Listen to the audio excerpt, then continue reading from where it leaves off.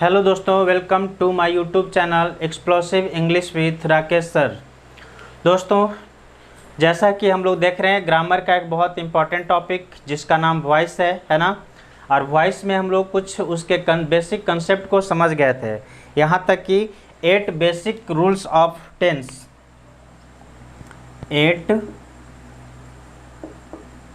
Basic rules of tense सीख चुके थे हम लोग, है ना। यानी टेंस का जो 8 बेसिक रूल्स हैं जिनसे पैसिव वॉइस एक्टिव पैसिव बनता है, वो हम लोग सीख गए थे। जिसमें थे क्या, 12 थे आपके, 12 टेंस, ठीक है ना।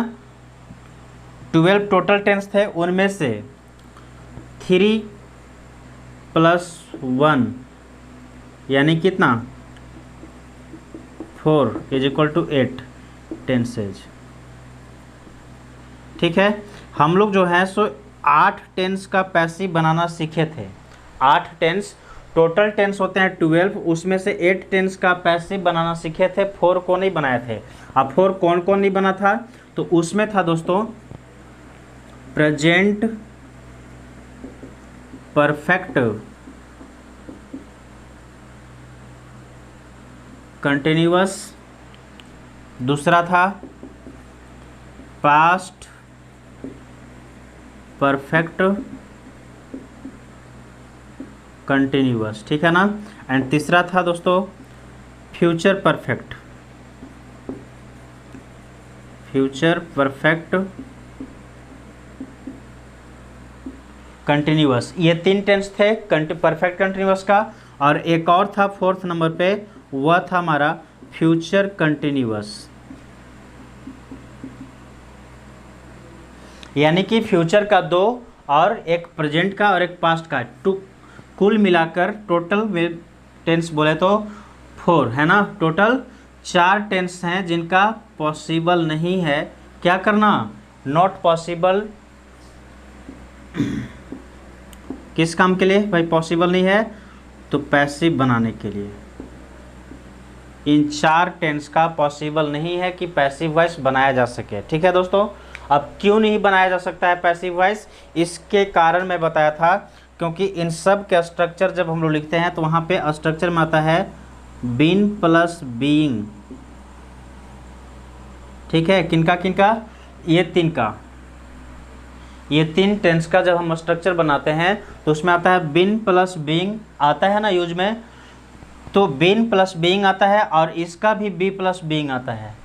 यानी कि चारों में हम लोग को क्या होता है, बी प्लस बीइंग आता है फॉर्म। स्ट्रक्चर जब बनाते हैं हम लोग तो इन चारों में ये बी प्लस बीइंग फॉर्म आता है स्ट्रक्चर का, जिसके कारण पैसिव वॉइस नहीं बनाया जा सकता। क्लियर है बात।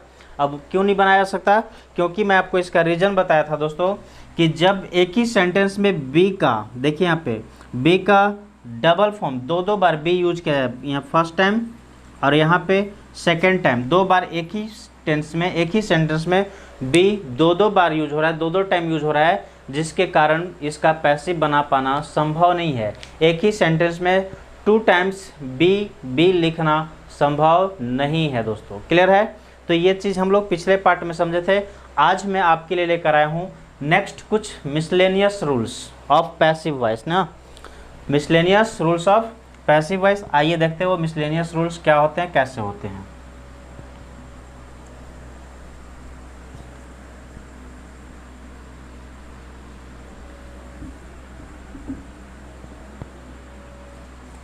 चलिए, आज की हमारी हेडिंग क्या हुई, मिसलेनियस रूल्स।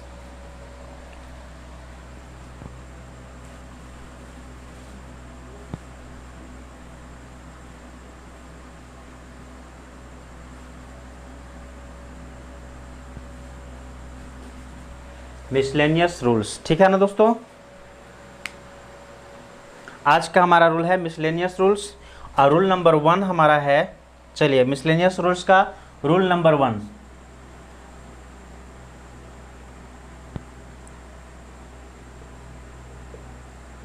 रूल नंबर 1 बोलता है, वो भी किसका, एक्टिव वॉइस। यदि एक्टिव वॉइस में रूल नंबर 1 हमारा क्या कहता है कि यदि एक्टिव वॉइस में एक्टिव वॉइस में जो हो सो क्या दिया हुआ हो, मॉडल प्लस V1, यानी कि subject plus modal verb plus verb का फर्स्ट फॉर्म, क्योंकि आपको पता है कि मॉडल वर्ब के बाद हमेशा जो वर्ब आते हैं फर्स्ट फॉर्म में ही होते हैं, वर्ब का फर्स्ट फॉर्म ही होता है।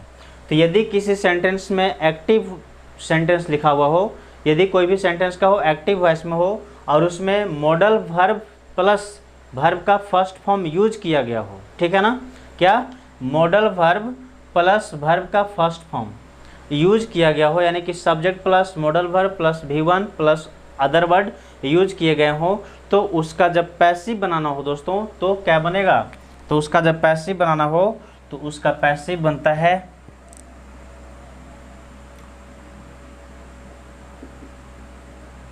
Passive voice. इसी को मैं शॉर्ट में आगे चलकर P भी लिखूंगा और इस एक्टिव वॉइस को A भी लिखूंगा, ठीक है ना। अभी मैं फर्स्ट टाइम में इसलिए पूरा फुल फॉर्म लिखा एक्टिव वॉइस और पैसिव वॉइस, बट अभी तुरंत आगे जब नेक्स्ट रूल को पढ़ेंगे तो हम वहाँ पे एक्टिव वॉइस को A भी और पैसिव वॉइस को P भी के रूप से जानेंगे, क्लियर है।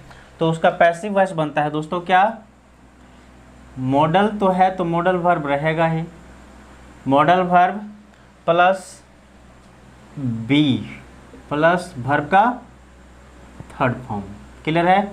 यानी पैसिव जब बनाएंगे इसी सेंटेंस को, इसी स्ट्रक्चर को, इस स्ट्रक्चर को अगर हम पैसिव में कन्वर्ट करना चाहें तो क्या होगा कि V1 और मॉडल के बीच में B वर्ब होता है ना, B का फर्स्ट फॉर्म यूज हो जाएगा B और उसके बाद वर्ब V1 से चेंज होकर V3 हो जाएगा, यानी वर्ब का थर्ड फॉर्म, ठीक है, यूज होगा, क्योंकि आपको पता है कि पैसिव वॉइस में वर्ब का थर्ड फॉर्म ही यूज होता है दोस्तों, ठीक है ना। आइए अब हम इसका एग्जाम्पल करें ताकि ये स्पष्ट हो सके कि हाँ ये रूल हमारा जो है सो कैसे काम कर रहा है। Example, he can solve this question, he can solve this question. दोस्तों अब यहाँ पे देखिए मैंने क्या बोला कि subject plus modal verb plus verb का फर्स्ट फॉर्म है ना प्लस अदर वर्ड। तो देखिए यहाँ पे सब्जेक्ट पहचानिए, इस सेंटेंस में क्या है, हमारा ही सब्जेक्ट हो गया दोस्तों, कैन जो है वह मॉडल वर्ब हो गया, M for modal verb, solve हो गया हमारा वर्ब का फर्स्ट फॉर्म और बाकी इधर जो रह गया वो अदर वर्ड या ऑब्जेक्ट हम लोग कर सकते हैं, क्लियर है। तो सब्जेक्ट प्लस मॉडल वर्ब लिख ही देता हूँ, ठीक है ना, मॉडल प्लस वर्ब का first form plus other word है। तो ये एक्टिव वॉइस का सेंटेंस है। जब इसी को पैसिव बनाना हो तो हम यहाँ पे यूज करेंगे ये वाला स्ट्रक्चर, सब्जेक्ट प्लस सब्जेक्ट कौन सा, अब यहाँ जो सब्जेक्ट ऑब्जेक्ट है वो उसमें सब्जेक्ट बन जाता है, आपको पता है ना। यहाँ पे जो सब्जेक्ट है वो क्या हो जाता है इधर आके, चलिए मैं लिख देता हूँ, ऑब्जेक्ट प्लस मॉडल वर्ब, है ना। यानी कि यहाँ एक्टिव वॉइस का ऑब्जेक्ट पैसिव वॉइस का सब्जेक्ट बन जाता है दोस्तों, ठीक है। और एक्टिव वॉइस का ऑब्जेक्ट पैसिव वॉइस का सब्जेक्ट बन जाता है, प्लस मॉडल रहेंगे ही, मॉडल वर्ब जैसा था वैसे ही, उसमें कोई परिवर्तन नहीं। उसके बाद बी वर्ब यूज करेंगे प्लस वर्ब का थर्ड फॉर्म, ठीक है। अब आइए इसका पैसिव बनाते हैं तो ज़्यादा क्लियर होगी। पैसिव इसका क्या होगा, तो इसका ऑब्जेक्ट यहाँ पे पैसिव में सब्जेक्ट बन जाता है, ये हो गया हमारा ए भी, अब यहाँ मैं लिख रहा हूँ पी भी, यानी पैसिव वॉइस, ठीक है ना। तो इसका ऑब्जेक्ट है दिस क्वेश्चन, अब यहाँ पे आके सब्जेक्ट बना रहा हूँ इसको, दिस क्वेश्चन को पहले लिखेंगे दिस क्वेश्चन। अब यहाँ पे मॉडल वर्ब कैन यूज़ किया गया दोस्तों, तो कैन का कैन ही होगा, उसमें कोई परिवर्तन नहीं करना है मुझे, ठीक है ना। दिस क्वेश्चन कैन, अब देखिए ऑब्जेक्ट प्लस मॉडल, ऑब्जेक्ट हमारा दिस क्वेश्चन प्लस मॉडल हो गया। इसके बाद बोल रहा है क्या, वर्ब का कौन सा फॉर्म, बी, ठीक है ना, बी फॉर्म, तो बी का बी ही रहेगा प्लस वर्ब का थर्ड फॉर्म। अब यहाँ पे वर्ब कौन सा है, सॉल्व का थर्ड फॉर्म क्या होगा, सॉल्व्ड, ठीक है ना। This question can be solved, आगे बाय किसके द्वारा, ही का objective form him, by him. Clear है? This question can be solved by him, यह क्वेश्चन, यह प्रश्न उसके द्वारा हल किया जा सकता है। क्लियर हो गई बात? तो इस तरह से ये स्ट्रक्चर हमारा पहला फॉलो करेगा। मिसलेनियस का फर्स्ट रूल इसी तरह से काम करेंगे दोस्तों। आइए एक दो और एग्जांपल्स को देखें ताकि और भी चीज़ों को स्पष्ट हम लोग कर सकें या समझ सकें। चलिए, सी कैन, या चलिए कैन तो देख लेना, एक कुड में देखते हैं। She could pass the exam, she could pass the exam. अब इसका पैसिव क्या बनेगा? तो इसमें भी देख रहे हैं subject plus modal verb plus verb का first form plus other word. अब इसका पैसिव जब बनाना हो तो इसका पैसिव बनाएंगे दोस्तों, क्या लिखेंगे? द एग्जाम कुड को कुड ही रहने देंगे, be passed, the exam could be passed by her, परीक्षा में उसके द्वारा पास किया जा सकता था, है ना? The exam could be passed by her. चलिए एक और एग्जाम्पल देख लेते हैं।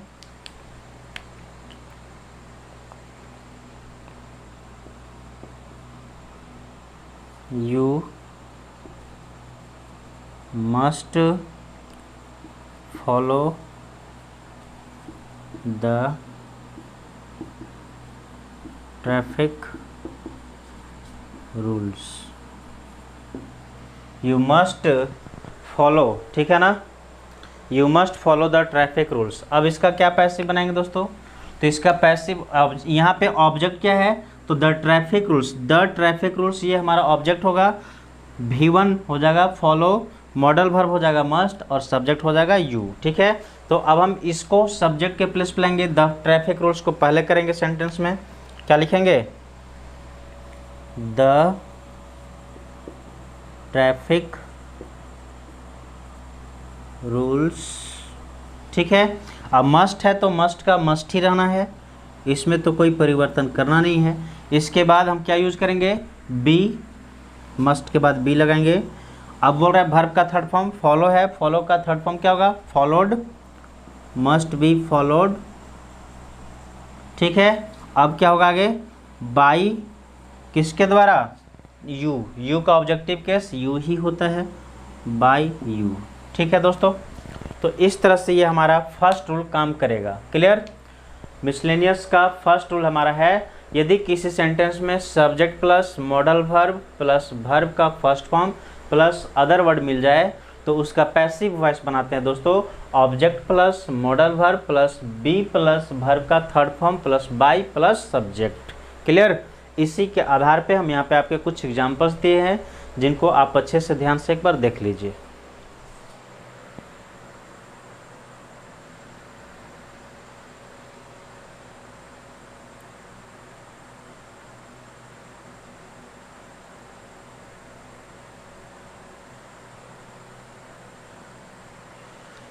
चलिए दोस्तों, यहाँ तक तो आप लोग देख लिए।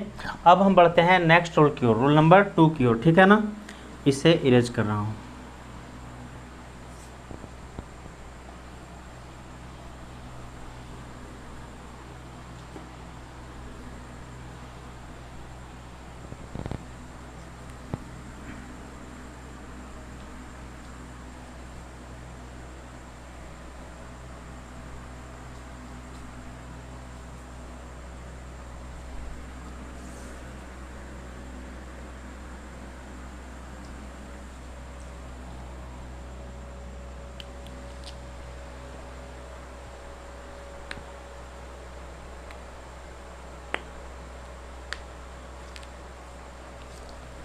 चलिए दोस्तों, नेक्स्ट रूल हम देख रहे हैं क्या? वही रहेगा, subject plus model plus have, और हैव होने के कारण यहाँ पे जो वर्ब का रूप होगा क्या होगा? वर्ब का थर्ड फॉर्म प्लस वर्ब का थर्ड फॉर्म दोस्तों, ठीक है? यदि एक्टिव वॉइस में हमारा क्या लगा हुआ मिले? Subject plus modal verb plus have plus verb का थर्ड फॉर्म लगा हुआ मिले। ये वर्ब का थर्ड फॉर्म क्यों लगा? क्योंकि बीच में हैव आ गया, हैव के कारण वर्ब का थर्ड फॉर्म होगा दोस्तों, ठीक है? हैव के बाद वर्ब का थर्ड फॉर्म, तो उसका पैसिव बनाएंगे क्या? वही object plus model plus have plus, अब वर्ब का थर्ड फॉर्म यहाँ भी है और फिर पैसिव बनाने के लिए वर्ब का थर्ड फॉर्म देते हैं। तो हैव के बाद हम क्या करेंगे, हैव के बाद थर्ड फॉर्म लाने के लिए अपने मन से बीन यूज करेंगे प्लस वर्ब का ये थर्ड फॉर्म। ठीक है, यहाँ तक बात समझ में आ रही है। चलिए अब इस पे आधारित, यानी क्या हुआ कि modal verb plus have plus V3 रहे तो उसका पैसिव बनेगा object plus modal verb plus have plus been plus verb का third form plus by plus subject. ठीक है, आइए इसी का कुछ एग्जाम्पल्स एक दो देख लें हम लोग।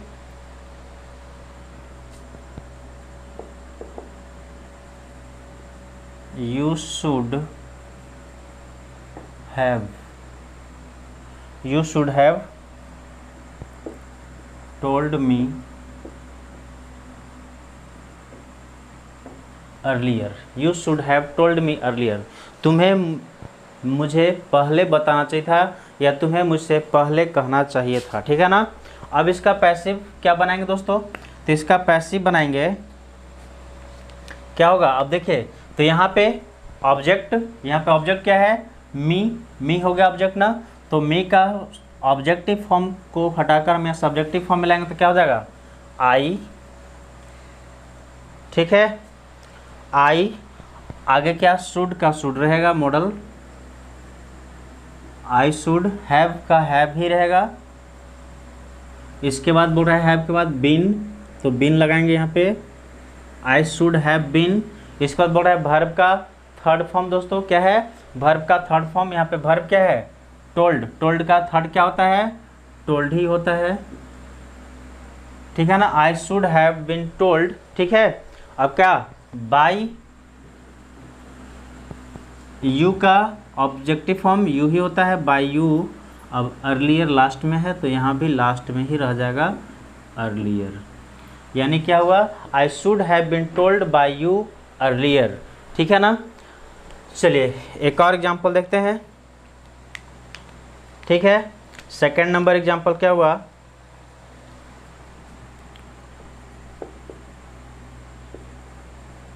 She could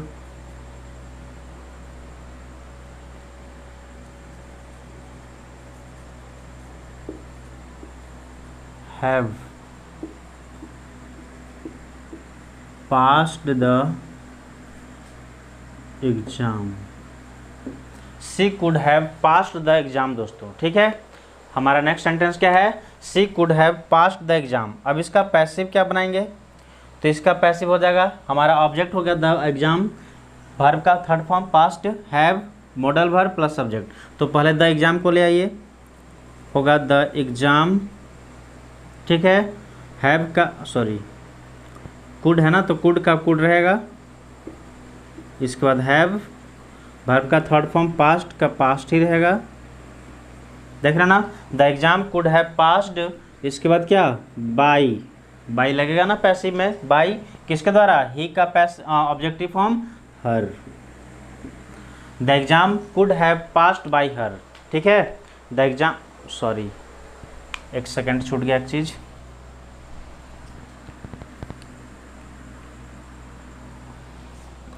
the exam could have के बाद बिन लगना था दोस्तों। स्ट्रक्चर में मेरा बिन है ना, तो बिन मैं छोड़ दिया था, गलती से छूट गया था। Been passed by her. ठीक है ना। अब देखिए the exam could have been passed by her, exam उसके द्वारा पास किया जा सकता था। अब देखिए एक और एग्जाम्पल इसका देख लें।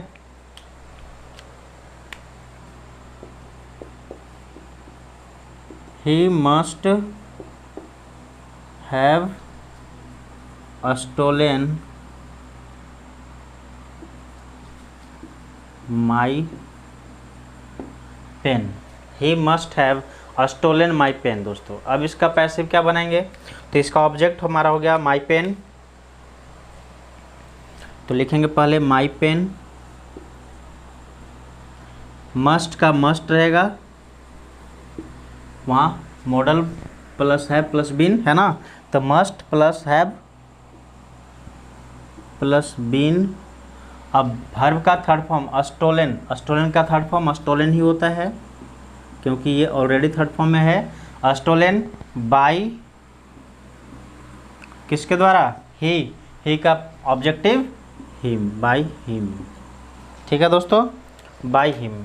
माई pen must have been stolen by him, मेरा पेन अवश्य उसके द्वारा चुराया गया होगा, है ना, या चुराया गया है। चलिए, आप यहाँ तक की बातचीत समझ में आ रही होगी आप लोग को, उम्मीद करता हूँ सबको समझ में आ रही होगी, अच्छी से कॉन्सेप्ट समझ में आ गया होगा दोस्तों। चलिए ठीक है,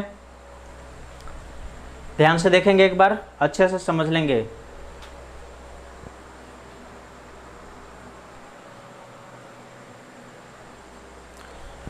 आज के लिए बस इतना ही, मैं इस वीडियो को यहीं पर स्टॉप करता हूं दोस्तों, फिर मिलते हैं नेक्स्ट पार्ट में। तब तक के लिए मुझे आप विदा दीजिए, बाय बाय, टेक केयर।